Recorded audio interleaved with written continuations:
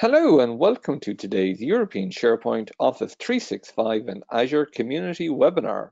My name is Shane and I'm delighted to be joined by Göran Husman, RMVP Human Data AB Sweden, who will be talking to you today about understanding permission management in MS 365.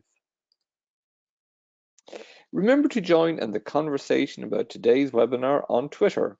Our Twitter handle is @EuropeanSP and our hashtag is ESPC20.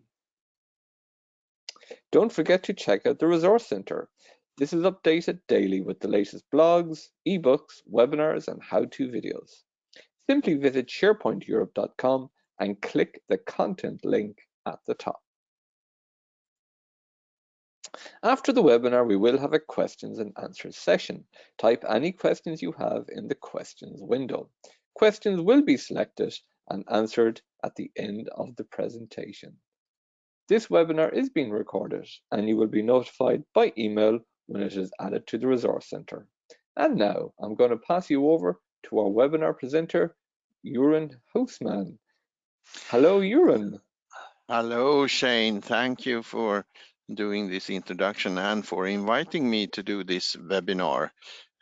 So I have a lot of stuff to cover and I'm gonna switch so all of you can see my screen. Well, that's me on the picture and I'm from Sweden, as Shane said. I've been working a lot with SharePoint especially and Office 365 since there really was released the first time SharePoint in 2001 and Office 365 I've done most of my last 5 years and I work for large companies with over 100,000 users and as a solution architect specializing in this kind of collaboration features like SharePoint and Teams. And I've seen lots of questions and are used to explain how that works, because it's kind of I wouldn't say maybe messy, but it's kind of hard to get full understanding how things is working, because it's a mixed and change of permission settings.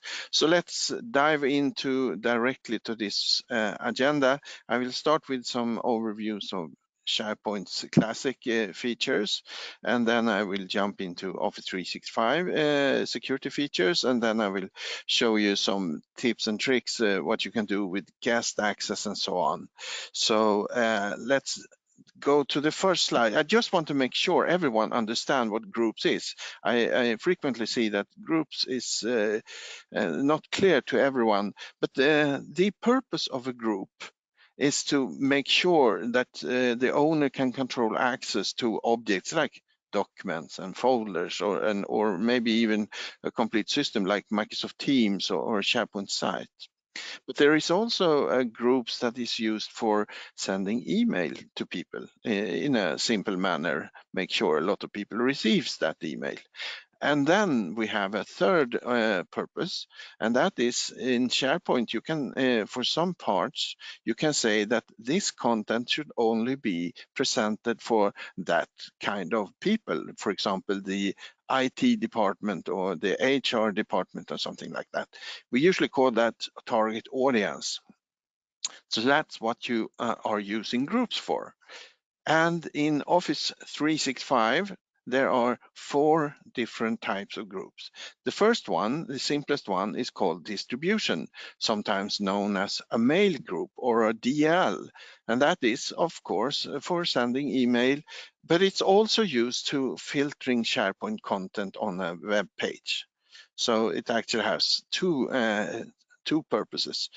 Then we have a security group, which is used to control access to objects like a site or a folder or a document or something like that in your SharePoint site or in your OneDrive.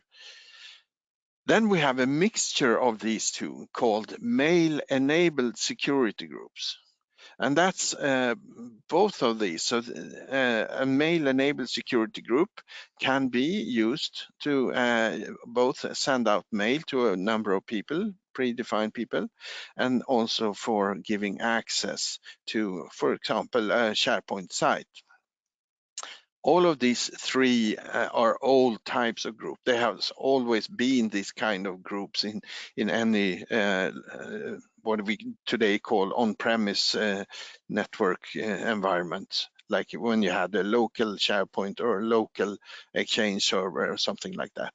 So these groups are well known for, at least for administrators. Then in Office 365, Microsoft introduced some years ago something called an Office 365 group.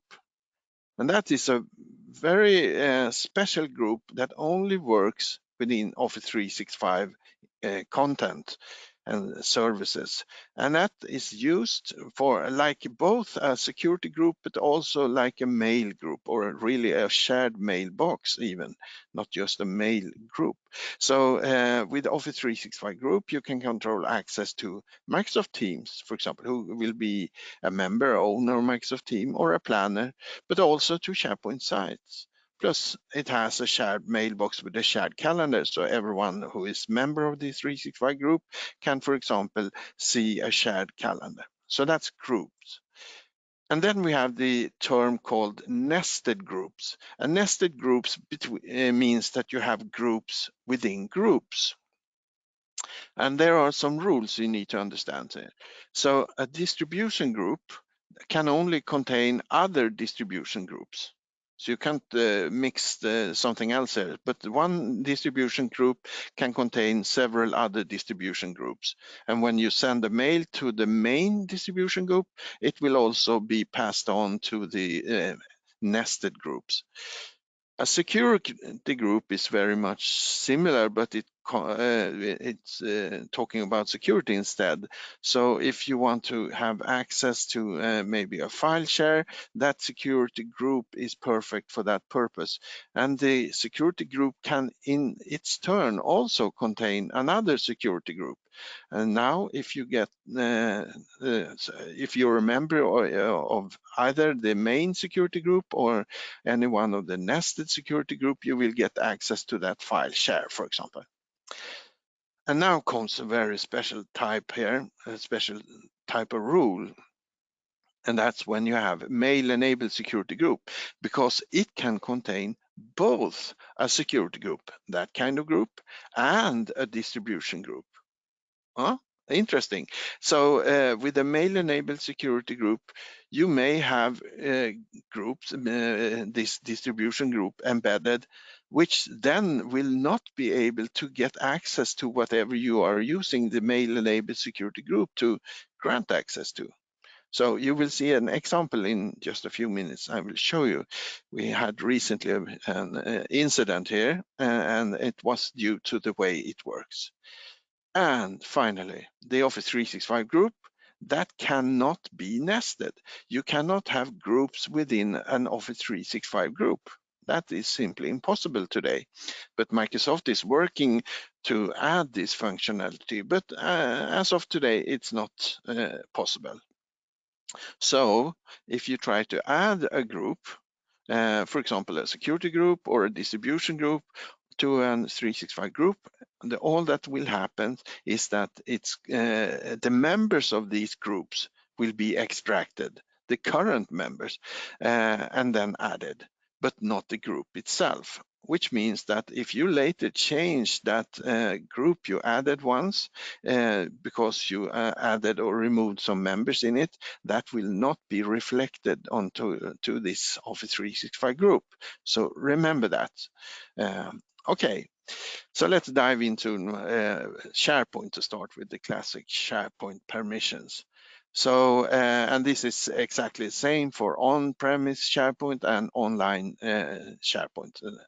So when you create a new site, it will automatically get 3 default groups, which are called visitors, members, and owners. For example, if the site is called HR, you will have a group called HR members, another one called HR owners, and so on. And typically you use this group to add user accounts and security groups, or mail-enabled security groups, by the way. And exactly what these groups are allowed to do is defined by what we call a permission level. And that says in this example that members, they have edit permission. Owners have full and visitor has read permission. So let's just take a quick look at that one. So let's dive into my demo environment. So this is a classic team site, the classic site in SharePoint. So I look at the permission here. So now I can see that this this site has 3 groups. So we have the members, owners, and visitors, and we see the permission levels here, and we can define what permission levels we want to use for our groups or our users. And you see, this is an example site, so it has some extra permission levels that you usually see, but the default one is the one at the top. So for example, you have something called a magic reader here. What is that? So let's look at that one and see what that means. It means that somebody who is a reader can actually also add content or add items, but they can't delete or edit them. So this is like a little more than a reader, right? That's why it's called a magic reader. So you can create and combine from these almost 30 different permission settings, so you get exactly the permission you want for your site. So let's go back to the presentation here. And things you should remember when you talk about these classic SharePoint permissions. And remember, this is also true for SharePoint Online and modern team sites and so on, and communication sites. They are used, these 3 groups are used, and they will not be replaced by Office 365 groups. Some people say, well, Microsoft now has a new kind of group called Office 365 group. Maybe that will replace the old way the SharePoint sites are controlled. And no, the old SharePoint groups, the member, owner, and visitor will still be there. But we will see that these groups is going to be added to that one, to these groups. And I also showed you that you could create your custom permission levels if you want, for example, the magic reader, if you need that. So you have great, as an administrator, you have great flexibility here. It's also possible to create, besides the 3 default groups, you can create a new SharePoint group whenever you want to. And if you go back to this one again and go back to the overview of the settings here. So I can create a new group here. And that group, I can have some name. You should think hard about who should be the group owner, because that person is the one who controls this group and the membership of that group by default. And if this person leaves, only the super admin, the one called site collection administrator, will be actually able to configure and control this group. So you should change this one to the owner group for the site. That's much better. And down here you see that I can, for example, use the one called Magic Reader now when I create my new group here. So whenever I need an extra group, call it new group. I can then add as many groups as I want. So these are the groups, and just let me go around this again, because it's sometimes easier to actually go to the page I want to show you by simply restart the page. It's stupid, I know, but it's the way you learn to love and hate SharePoint. So, and as soon as I get this cogwheel, I can now see we see a delay now, and that's because of everyone is using internet today, as we all know why. So we have to simply accept that we have some delays here. A little longer delay than I hoped for, really, but here it comes finally. So let's see now if I have a fourth group now. One called new group, I think it was. And we see a new group is there, and it has a magic reader. It doesn't have any members, so I need to add people here. I'm the only member because I created it, but otherwise I will add more people here. Okay, so that's what you can do with new groups. You cannot have nested SharePoint groups. So for example, if we look at the other groups here, for example, GH team site members, if I try to add my new group to that one, I would start by simply opening this one, and then new, and then say new group. It should find it there. Hello, come on, just be nice now.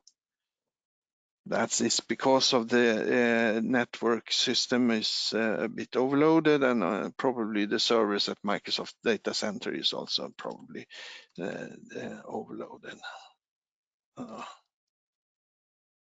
Oh, okay, we will try some one of the others. It's simply overloaded. But if you try to add another SharePoint group in this SharePoint group, it will fail. You will see an error message, and that is because, as it says here in the description, it's not possible to have nested SharePoint groups. So a SharePoint group cannot contain another SharePoint group. Sorry, you have to trust me on that one. You can also add permission directly to a user or a security group without making them a member of a SharePoint group. That is absolutely okay, and a lot of people is actually doing that, but it's after a while, after a year or so, it's kind of hard to get an overview of all the users and the permissions they have in different locations when you do that. But it's again, it's working, and sometimes it's actually the easiest way. So just add them directly to the SharePoint site. So instead of make them member there, you can just grant permission here. Let's see if we can, for example, add Beatrice here, and I can make her, and I don't give her membership in a group. Instead, I will make her permission the magic reader, like that. So she will now show up here as soon as the system refreshes. So that is also an option to grant users or security groups. Can you add or grant permission to a distribution list? No. Why not? Because the distribution list doesn't have the functionality that is needed to grant permission. So it will not work. So you need to do it with security group, including, there it is. So Beatrice has now the magic reader. Okay. And you can grant access to different parts of a SharePoint site. What I showed you right now was access to the complete site with all its content, but you can also go to a specific document library or a folder or even an individual document or a list item and grant permission to them only. What you do then is called that you will break the permission inheritance if you grant permission to a specific document, like a folder, for example. So that document folder will now have unique or custom permissions, which is sometimes a bit messy, but most of the time it will work. But it will be much harder now for the administrator to find out exactly who has what access to some of the content in the site. So the challenges we have with the SharePoint site are among these and the things I already mentioned. We have by default, it's possible for any site member to share a site. Okay, in old SharePoint, you needed to be a site owner to share something, but now it's everyone actually. So let's go back. Let's try another one just to have some more examples. This is a communication site. We can see that because it doesn't have a left navigation. And if you look at this one and the permission, and we'll see if we look at this one, you don't see it, but if you go to the advanced permission settings here, then you will have full access to every settings. So this one, the access request setting, is controlling who can actually invite other people. And by default, it's set up like this. Allow members to share the site and individual files and folders. So basically, if you make Anna a member of this site, Anna will now be able to invite other people without asking me, the owner or the site administrator, for permission. So that will work. And maybe Anna is not sending out or inviting people, but she takes a copy of the URL to the site and sends it by email, for example, to someone and says, hey, click this link and you can see what I'm working with in my site. And if they don't have access, they will fall into this part. And that says it is okay for non-members to actually request access to a site because I have this by default enabled. That question will go to the owner group for that site.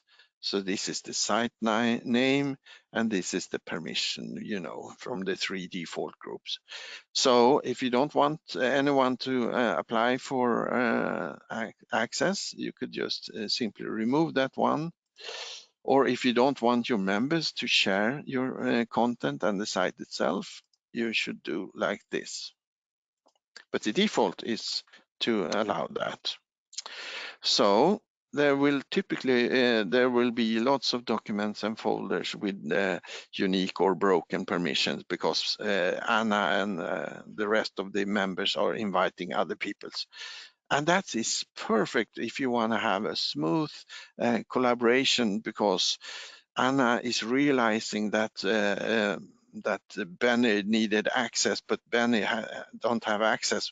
But Anna can fix this without asking me, the owner. So it's super quick to fix things, make sure it works.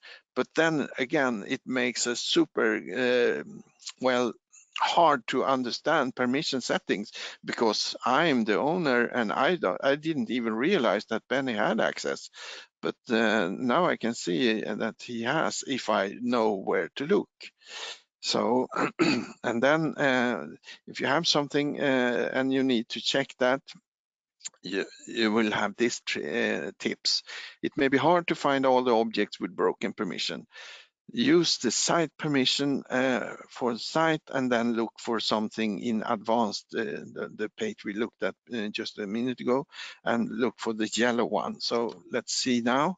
So we see this is the advanced page, and you see this. Some content has unique permissions, and then it says you can click here to see what that is. So I'm doing that. And I see the custom config, that's a list that has some unique permission settings. So I click on this one and I can see that this list has unique permissions. And what's probably unique is that that username has been granted full permission. And again, this is just an example. It could be, for example, and have full access to this list, but not only be a member of the in the rest of the site. So that is the way.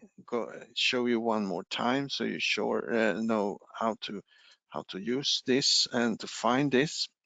So I'm going to open it from scratch and open the cogwheel or the site action as it was called once. So site permissions and then advanced permissions. And then you have this link down there. Okay. So I often get the question, is there a way to list all the objects, for example, a specific user has access to? And the answer is, unfortunately, no. There's no easy way of doing that. Maybe you could create your, if you're a smart PowerShell expert, you could write some script to do that. Otherwise, I recommend you to buy some of the third-party tools on the market, like Syscot, Kit, A-Point, Control Point, ShareGate, and so on. They all have nice tools for doing a permission mapping like that. Okay, this is a real case I had last week. One of the site owners came back and said, well, I have now invited a group with all my users I want to have access, but some of them don't have access, even though I know they are a member of this group. And when we started investigating this, I noticed that it was an email or mail-enabled security group, but not all of its members got the permission. So one troubleshooting verified that, well, this is indeed a mail-enabled security group, and it has a mix of both user accounts and other AD groups, meaning it was nested groups in this, which is okay. It has all that group had the permission that was requested. Everything was looking good, and all users lacking permissions was member of the nested group. So everyone who was member in the root group, the top group, so to speak, they had the permission. But anyone who was a member of the nested groups did not. So one thought was, maybe the nested group functionality is not working for some reason. But after investigating, we could see, when you look at this one, that the nested groups we had were distribution groups, and that's mail groups. And we know that mail groups are not the kind of group you can use to grant permission. So even though it is possible to add a mail group or a distribution group to a security group in a mail-enabled security group type, the members of these groups will not get access because it's the wrong kind of group. So that was the reason, which it's an easy trap to fall into. So make sure you don't have that problem. A communication site is a bit special because a communication site doesn't have the same type of permission settings as a modern team site has. So let me switch to this one. So if I open the communication site once more, what we can see here is that actually some things are missing. For example, in some sites you will see members, a link here. For example, if I look at the first one I have, so this is another example. I have members here, but I don't see this here. And that's because this is a communication site. The difference between these groups is that members is actually talking about Office 365 group members, not SharePoint group members. It's a Office 365 group member. So if I open this one, I can see the 5 different members in that Office 365 group. I can also see what kind of permission they have, and I can change the permission, but I'm only allowed to choose between member and owner. No reader, no magic reader or any other permission level we saw before, because Office 365 group only understands 2 kinds of permission, members and owners. And that is because the whole idea with an Office 365 group is to be the foundation, the tool for collaborating within a team. And if you're talking about collaboration, you don't have readers. Everyone is collaborating. That's why you only have owners and members in this one. But if you, for example, if you click add members here, you can see you can add members and grant them to this group. And that's, again, it's the Office 365 group. It doesn't say, but it is. So you need to be aware of that. Okay, so if I close this down and instead use site permission, which one would think is the same thing, but now you see it says site owner, site member, and site visitors. These three are the default SharePoint groups. So when I click invite now, I have an option of either add, for example, Anna to the Office 365 group, and in this case I would use this one, or I would invite Anna to the site only, and then I would use this one. And if I choose this one and then add someone, I can now choose edit, read, and full control, as you can see. So now I have this read option, and that's because it's a SharePoint group. So I have more options. And if I wanted to use the magic reader and so on, I would instead use the advanced permission setting and then jump into that page and then grant Baylor. And now I will have the option of choosing all the permission levels, and we don't have the magic reader in this particular site, but if you remember in the last one. But you see these are permission levels and these are the existing groups. So yeah, go back. So a communication site doesn't have an Office 365 group. So, and there cannot be an Office 365 group connected or associated with a communication site. That's simply impossible. But it works with the modern team sites.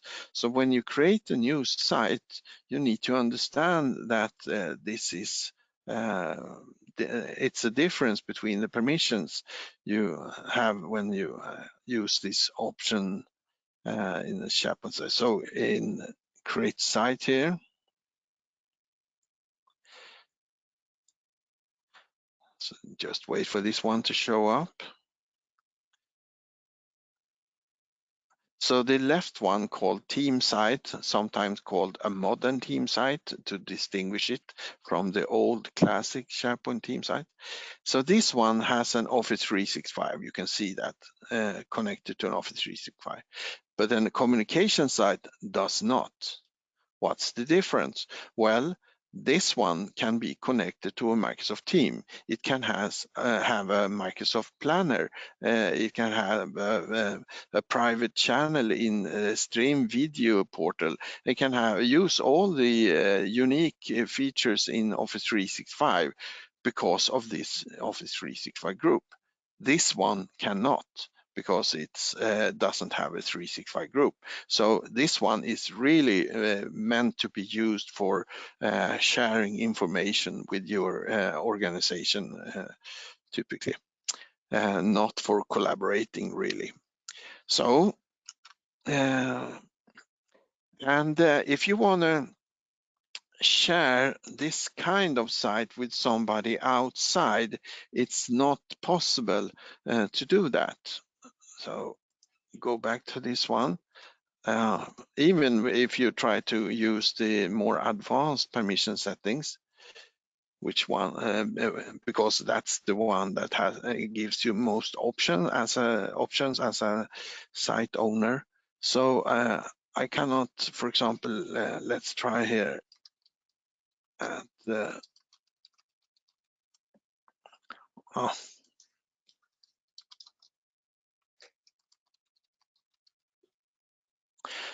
and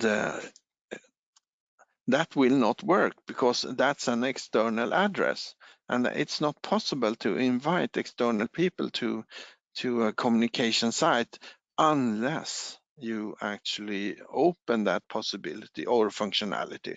But by default, communication sites are simply locked and cannot be shared with external people. But modern team sites, they are in fact possible to use. And the reason for this is that the communication site and the team site has different settings when you open the administration portal. So this is the admin portal, and I'm going to open SharePoint administration portal.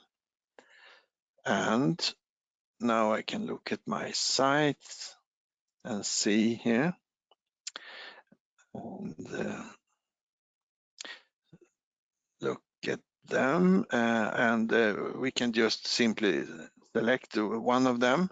Let's say the what was the name of this site again? It was let's go back and find Microsoft Learning. It was the name, yeah. Okay.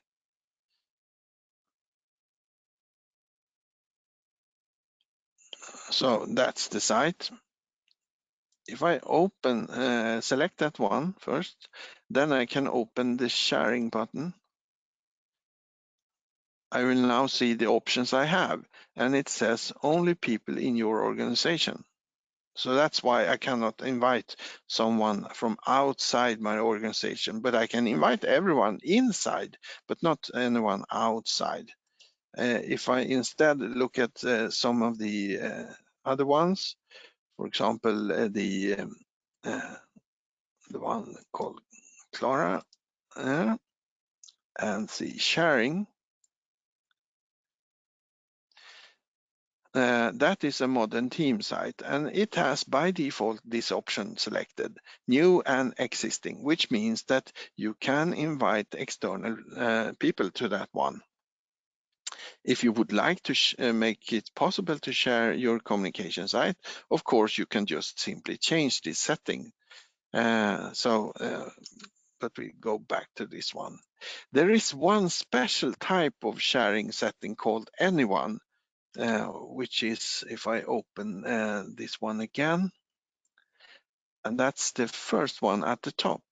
If you select this one, then members in your team, not only owners, but members, remember that members could invite external people. So if that one is selected, now users in your team, members in your team or site can select a file and a folder and say, I want an anonymous link. And that link is now possible to use without log on. So that link, for example, to let's say a PDF file could be published on, let's say, Facebook or something like that. And everyone who clicks this will see the content of that PDF file, but not the remaining files in that site or any other part of that site. So it's an excellent way of sharing specific documents or maybe even a folder, but you can't share a site with anyone external.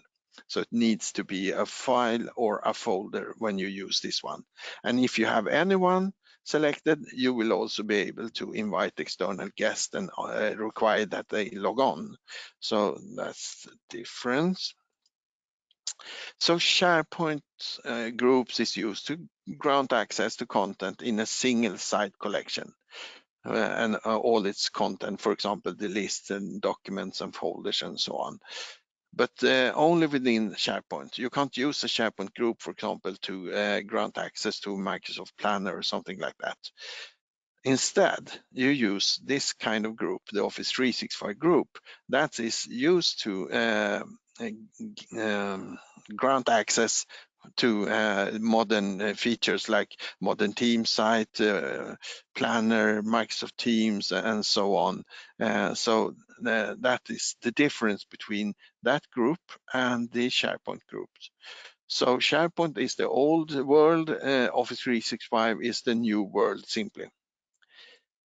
And there are, as I showed you before, only 2 types of permissions for an Office 365 group, because the whole idea, I say again, with an Office 365 group is to make it easy to collaborate. And collaborating means that everyone should be able to add, modify and delete content, both pages and documents and folders.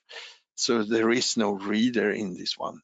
And it is possible to add external users like guests, because that's open by default.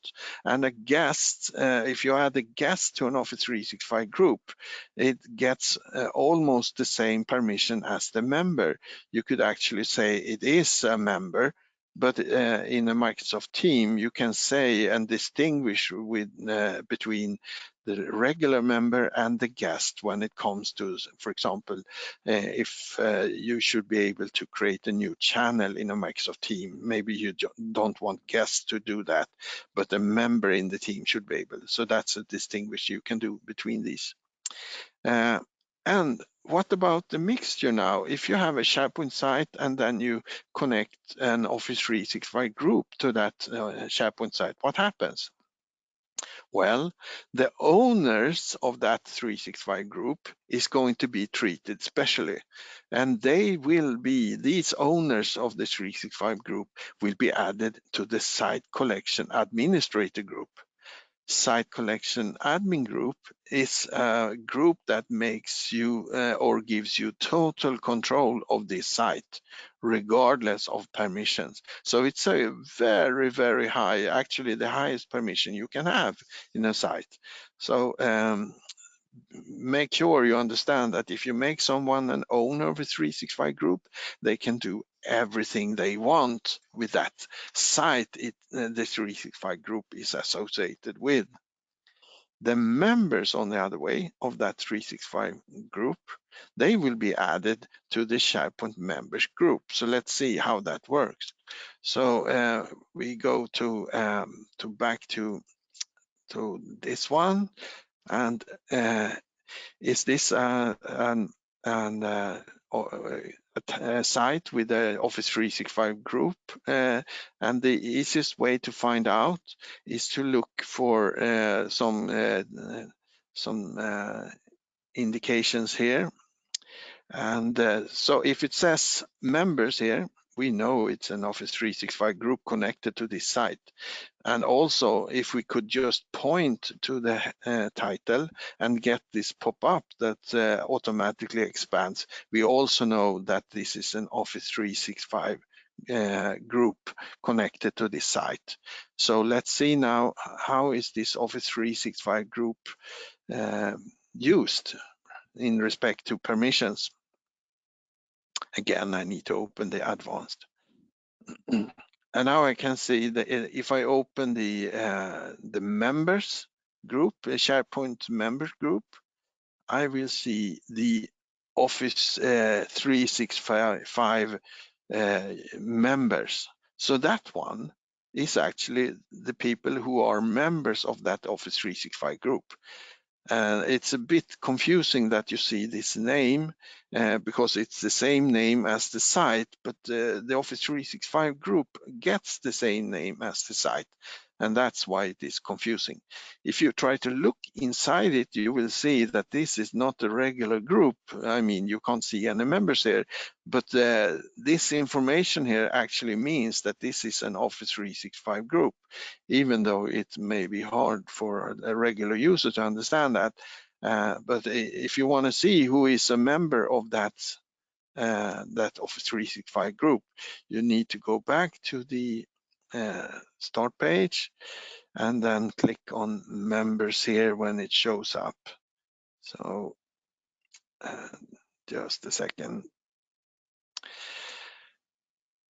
Yeah, there it is. Okay, so now you can see who's a member of that 365 group. So you see that Marina is the only one who has a member permission. The rest, the other 4, they are owners. So what can they do with our SharePoint site? Let's dive back into the advanced again. And look at this one, because that's the super high permission or highest permission you can have in a site. That's a site collection admin. And here you see. So same name, but different users. So these are the owners of that 365 group, not the members, even though it says has the same name. I mean, this is the 365 group, but the system is smart enough to distinguish between those who are owners of the group and on those who are just a member of that group. So go back.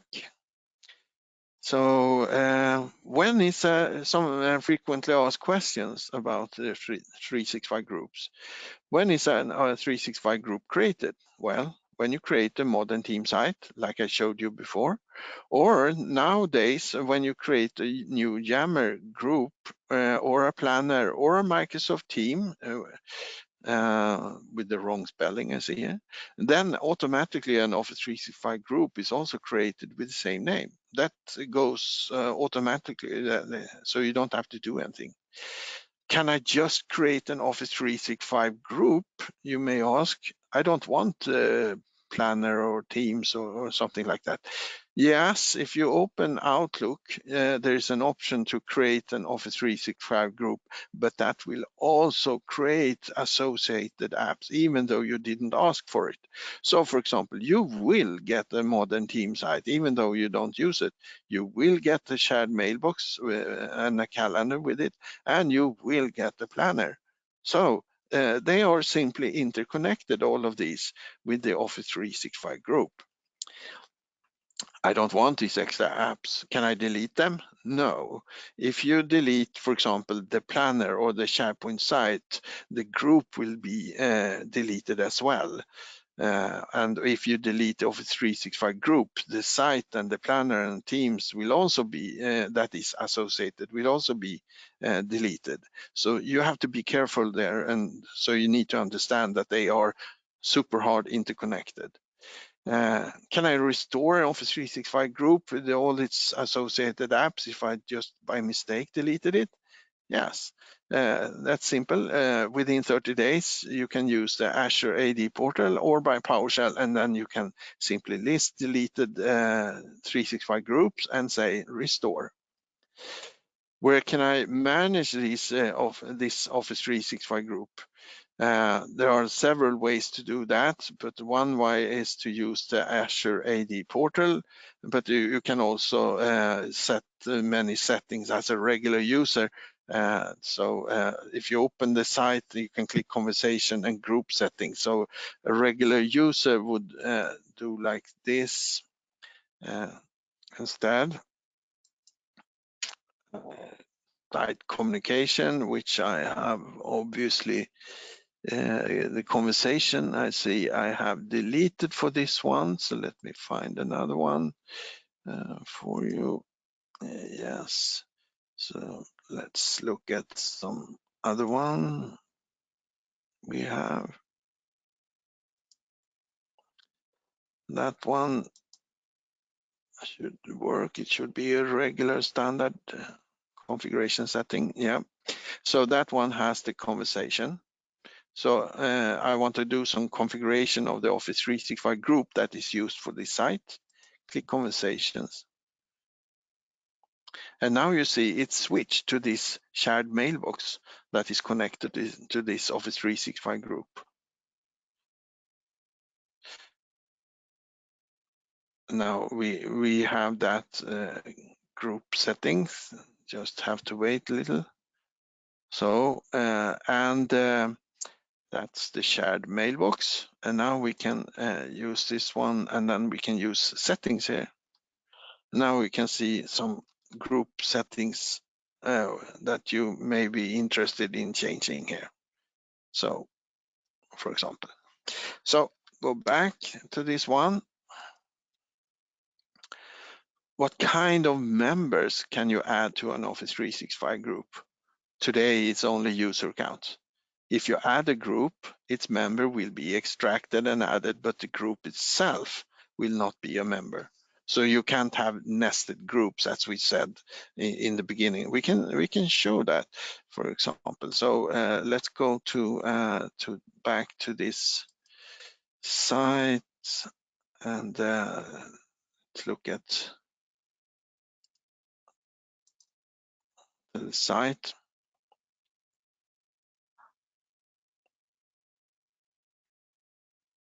And now I'm going to try to add a group here. Yeah, a group. So that one, and let's see what groups we have. For example, we have some, sorry, not that one, but that one.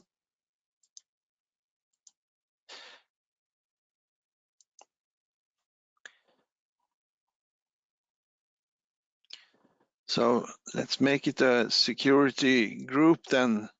For example, alla_HD.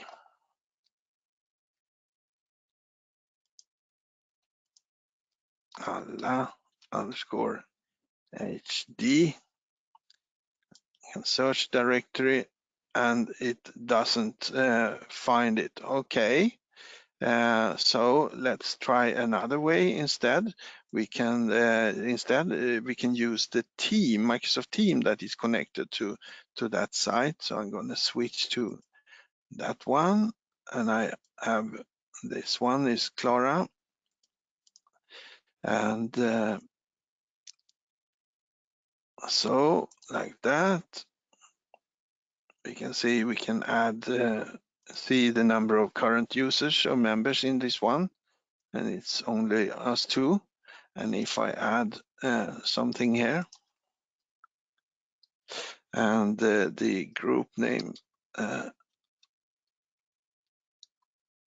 Alan, and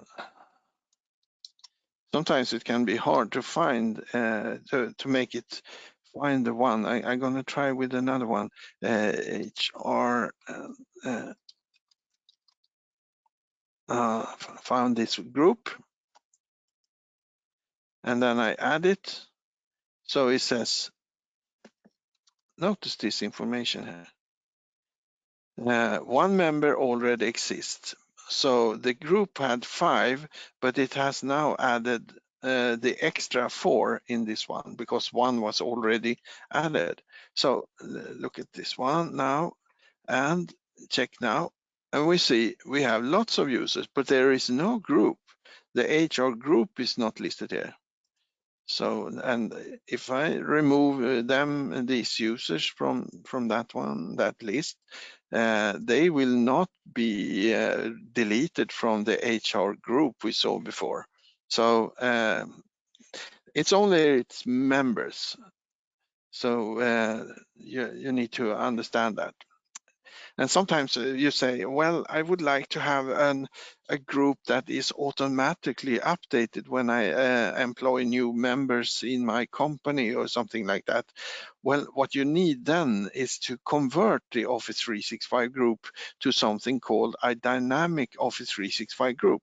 That requires that you have an Azure AD Premium 1 license. And if you do, you can do cool stuff. You can actually open the Active Directory here, and then you can you can go to come on to the groups.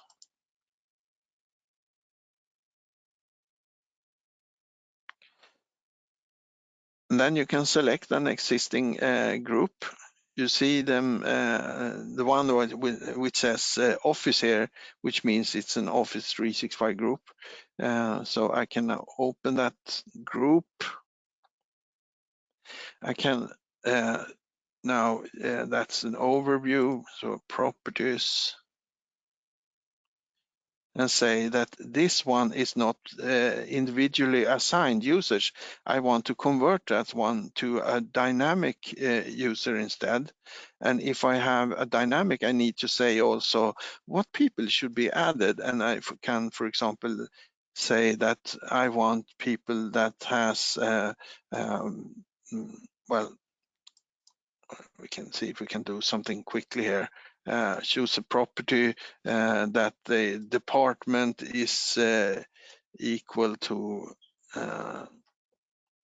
equals IT, something like that. So now when we add new members to our organization, if I just make sure the department property for that member is properly updated, for example, set to IT, then that person will automatically be added to that Office 365 group, and therefore the Microsoft Teams and Planner and whatever that 365 group is controlling.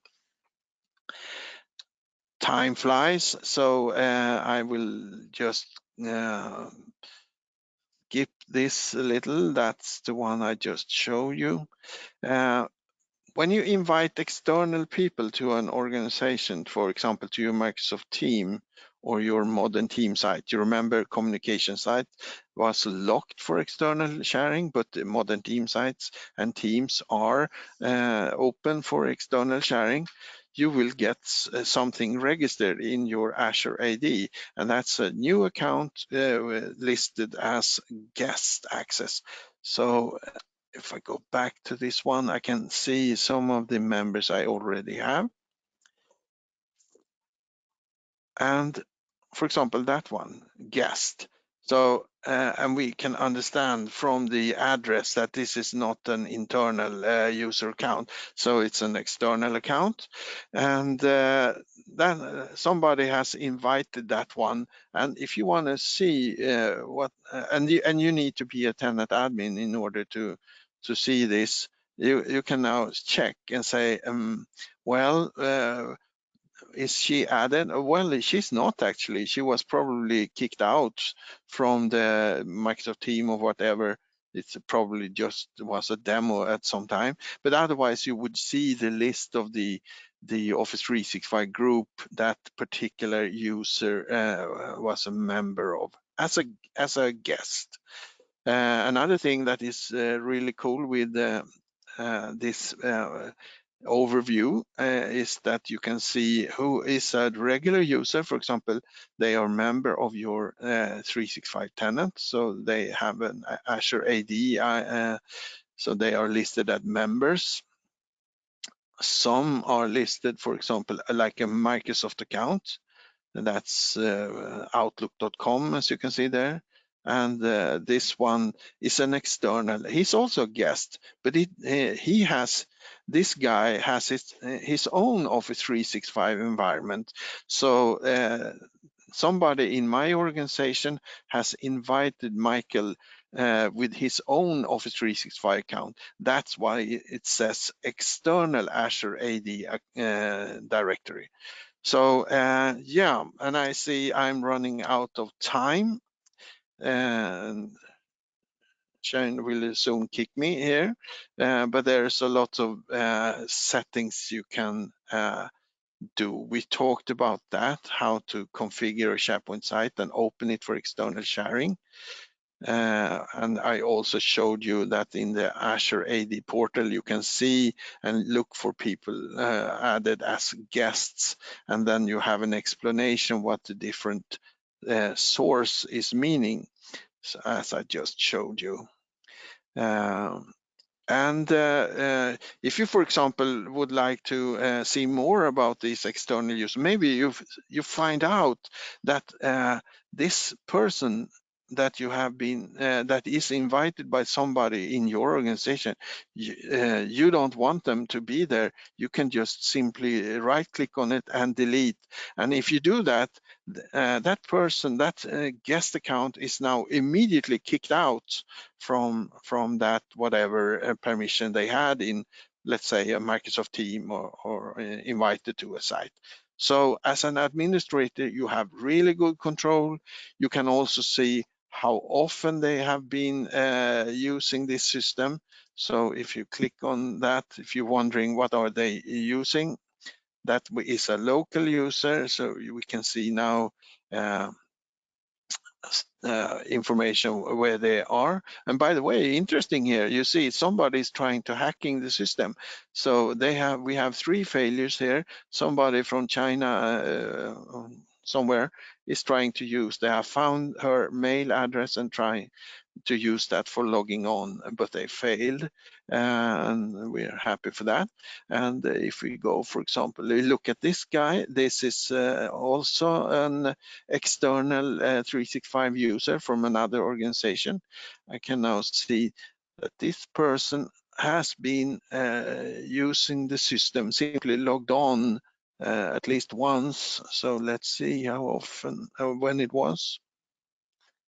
And that was that day, so the 20th of March, and this is the information we can find, so we can see what kind of client, what time, what IP address, and what location they have. So you will have lots of good information with this AD admin portal. Yeah.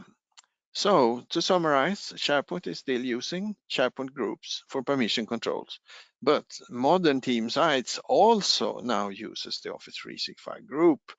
And remember, the owners of the Office 365 group will get full access thanks to becoming a member of the so-called site collection admin group. The permission level is perfect for you if you want to make your own settings, like making that magic reader, for example. But also understand when people start inviting people to other external people to sites or to the document or to a folder, that site or folder will now have a broken permission. So if you want to see who has what objects have broken permissions, open the SharePoint site and the site usage report and look. You can look inside advanced permissions. So that's what's going to show you. And members can invite others, not only owners. Let's see if there's something more we really should point out.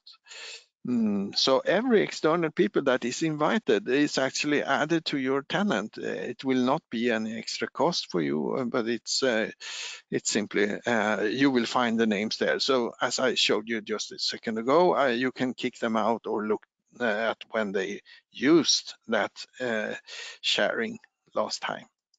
Okay, Wayne, I'm done. Thank you for a great presentation. Yeah, we are pretty much out of time, so I might just take 1 or 2 questions very quickly, Sure. if that's okay with you, Joran. So Sure. let me just see what we have here. So one question in is, what type of group was the HR group? That was, in fact, a distribution group, but it would have been the same if I added a security group. So they behave exactly the same. So, but it happened to be a distribution group that I showed you. Okay, great. And then there's some comments in here saying thanks a million. Great information, and thank you, Joran. Joran, would it be okay that if people have any further questions, they can reach out to you on Twitter or send you an email? Would that be okay? Absolutely. Maybe email is maybe better, but you have my Twitter handle as well, so choose whatever you prefer. Great. Joran, on behalf of the ESPC community, thank you for taking the time today to complete this webinar. We really appreciate it. Yeah, thank you for having me. It was a pleasure. Hope it's got people understanding more about the permissions and the options. Thank you, Sure. everyone, for attending today. Thank you, Joran, and thank you. Okay, everybody, that is pretty much it for today. Just bear with me here as I get everything organized on my side.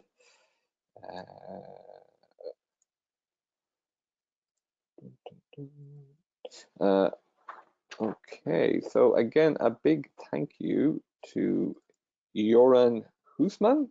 That is the end of today's webinar. Please see sharepointeurope.com for further details on all upcoming webinars, or visit our resource center where you can check out all previous episodes.